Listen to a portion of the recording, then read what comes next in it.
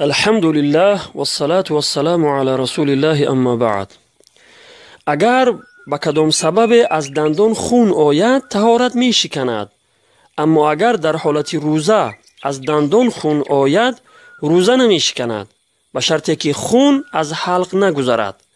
اگر خون از حلق گذرد روزه فاسد می شود، یعنی می شکند. و اگر خون همراه با آب دهان از حلق گذرد اعتبار غالبیت است، یعنی بسیاری.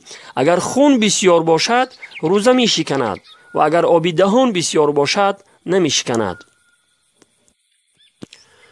با حواله الفتاوی الهندیه یعنی عالمگیری جلد 1 صفحه 203 کتاب الصوم الباب الرابع فيما يفسد وما لا يفسد.